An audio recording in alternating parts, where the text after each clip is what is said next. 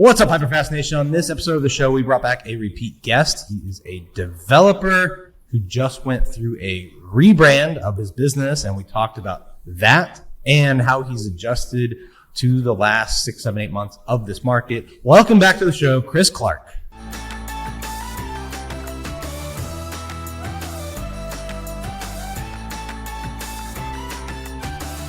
All right, welcome back to the show for a third or fourth time, right, Chris? Yeah, I think it's the fourth time.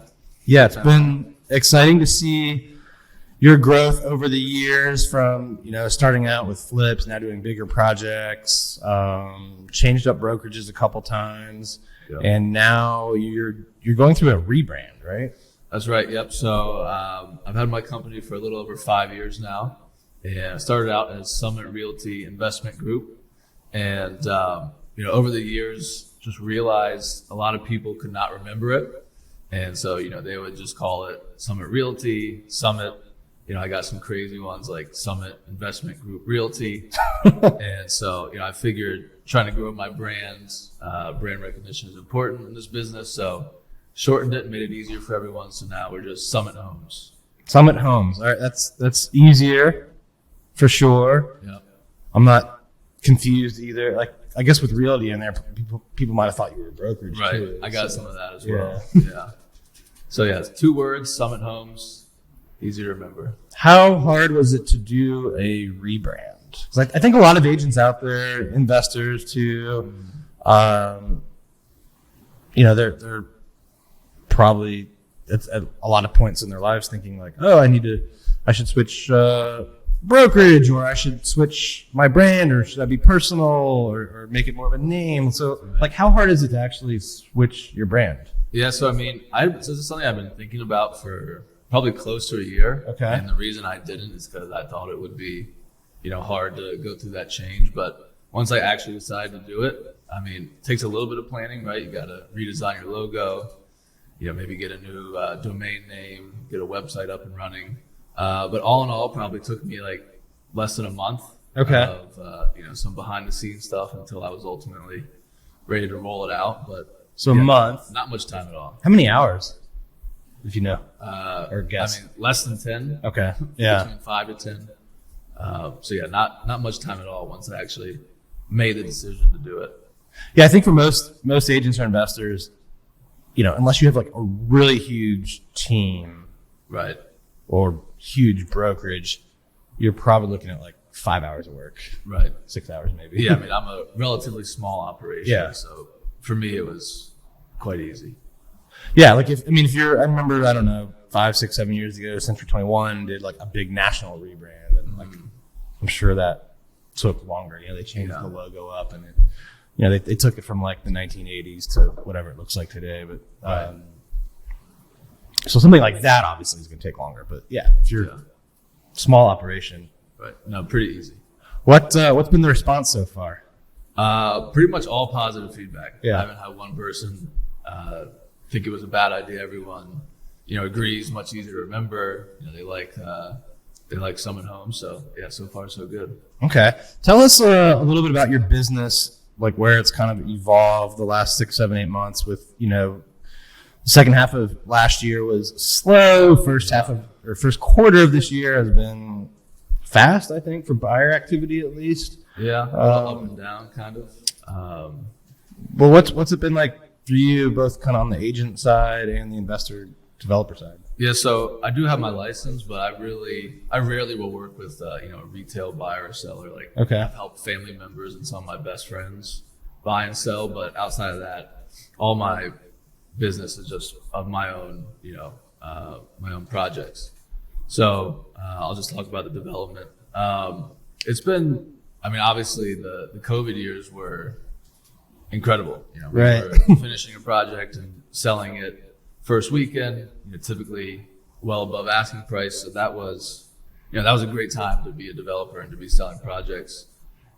Last, May 2022, June-ish, somewhere last summer is when things started to slow down, more days on market, selling for below list price. So that was, it's been a little painful. Right. Second half of last year, finishing up projects and missing that window by a few weeks, probably cost a couple $100,000, honestly, by not having a project done in March compared to June timeline. But, I think, and that's to be expected, right? When rates jump from 3 to 7% in a few months, it's going to slow the market down, like no matter how hot it was. So not a surprise that had happened, but it does seem now, towards the end of last year, towards the end of 2022, beginning of 2023, buyers are starting to get used to that. And then, the rates did dip there a little bit at the beginning of this year. So it is starting to, pick back up again.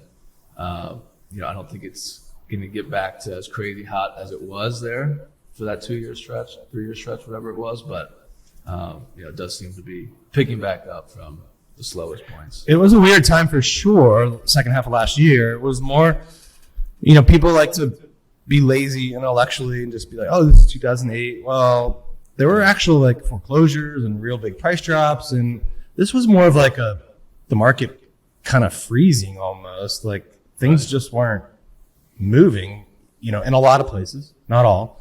Yeah. But even if you drop the price, that really didn't matter. And then all of a sudden, like rates came down a half point, into the year, beginning of this year, and all of a sudden we're getting multiple offers and people get back out there. Yeah.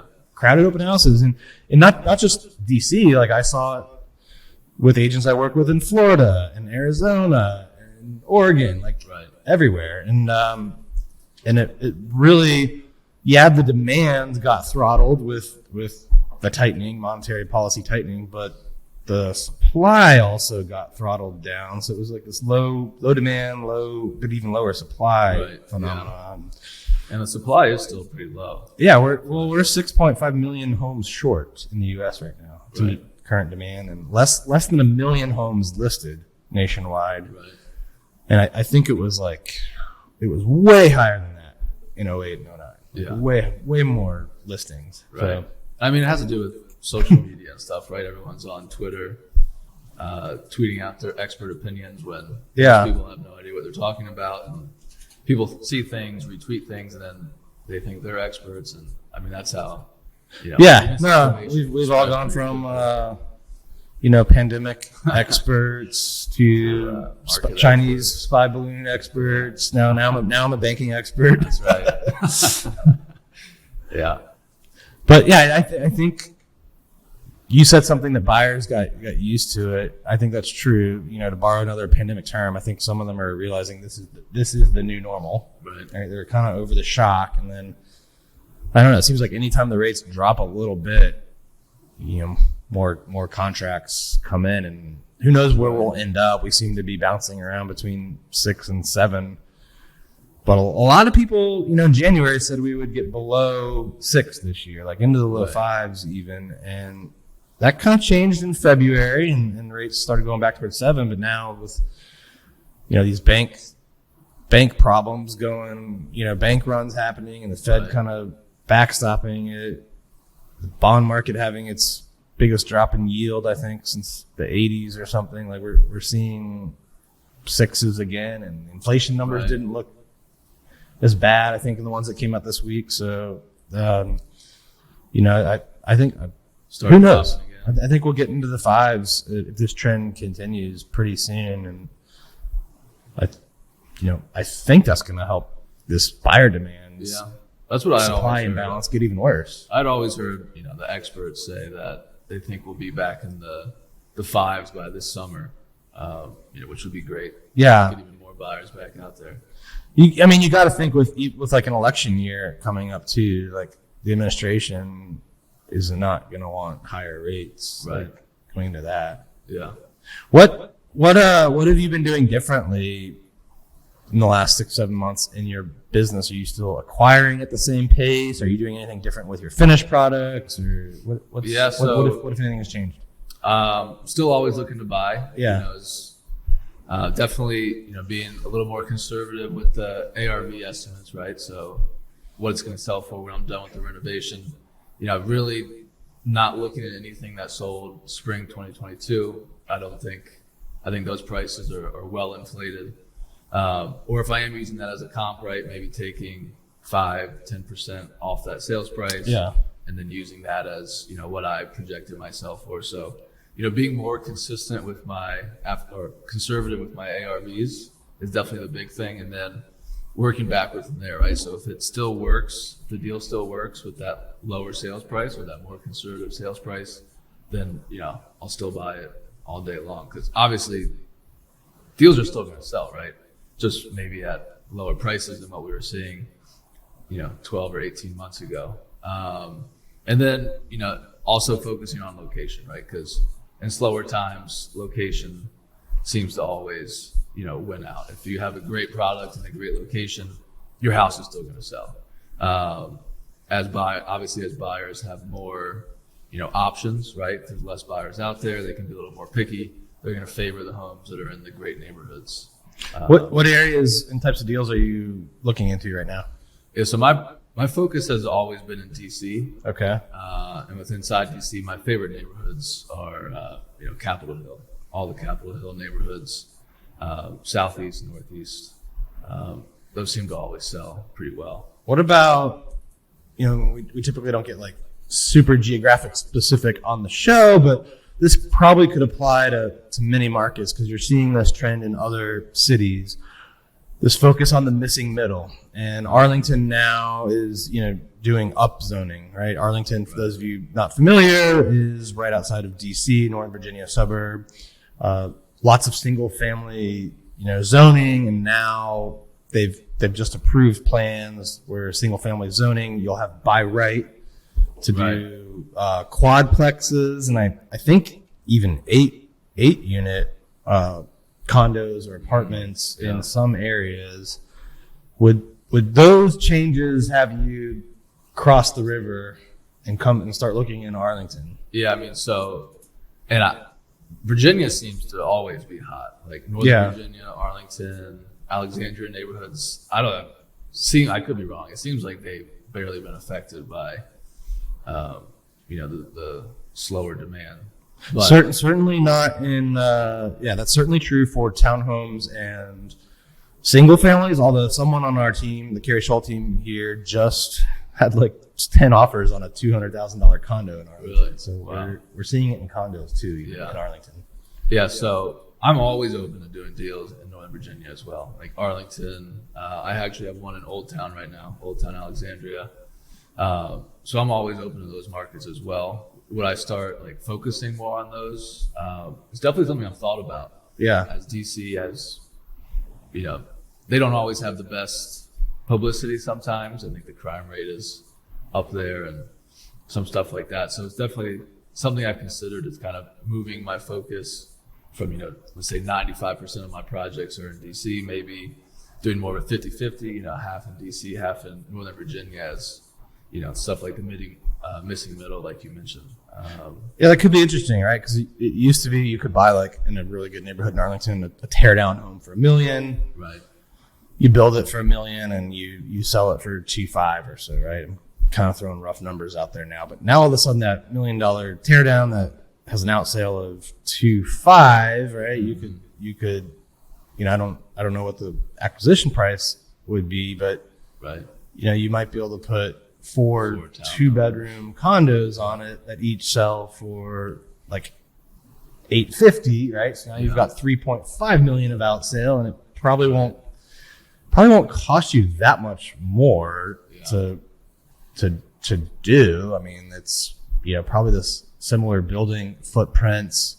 Right. You have to do three extra kitchens, I guess, but the square footage is about the same, but you probably, on a fourplex go up $1 million in total out sale. Yeah. No, that's going to be really interesting to see what happens with that. Because obviously sellers are going to be able to sell their homes for way more. Right. Soon. Yeah. It's been in the headlines for a while. Lots of emotion surrounding it for sure, but I know some people aren't so happy about it. Right. But it should be great for their values. It should be great for people sitting on teardowns, and it should be great for developers, and it should be great for real estate agents. So it's, we need more inventory. Whether or not you believe the the county board's line of this actually helping the middle? Because I don't think it will. Because not too many teachers and firefighters and police officers, I believe, will be buying $800,000 2-bedroom condos. But might help some. I mean, I think they know it's a money grab for property taxes. So it helps, helps the county, helps agents, helps developers, helps people sitting on lots. So I think a lot of people should be happy. That's going to be really interesting to watch what happens with all that. What are you doing anything to try and move from flipping to holding? Do you ever hold any of your deals, or are you looking at doing that more? Yeah, I typically will try to hold a few homes a year. Okay. I've been keeping about 2 or 3 the past few years, so I've built up a portfolio of around 8 rental properties at this point. Those are DC? They're in DC. Yep. Which isn't something I really intended to do when I started. Right. Because DC is pretty landlord friendly, but you mean tenant friendly. Yeah. Right, tenant friendly. But if you get them at a great price, and then you're able to refinance, basically pull all your money out, the BRRRR strategy, which everyone talks about. It seemed like a great opportunity, and definitely want to start building up equity in those rental properties as well. What do you think? We get a lot of real estate agents who listen to this show. How can they benefit by finding more people like you to work with and do deals, and what's important for them to know if they do want to work with people like you? Yeah. So even though I am licensed, which we talked about, my focus in my business is development. So I'm trying to meet as many real estate agents as possible. I love working with agents, and then I always incentivize them to bring me any off-market opportunities they have. When they bring me a deal, I'll pay them as the buyer's agent, and then 6 months later, once I'm done with the renovations, I'll let them list it, so they're able to earn double-sided commission when they buy it and when they sell it. So that's one reason I always tell agents to bring me deals they have. And that's why I love working with agents. But in terms of finding developers, the real estate meetups are always a great way to meet developers. Or just looking, on the MLS, you see a project that was clearly, flipped or, clearly developed, find out who the developer was and call them, see what they're looking for.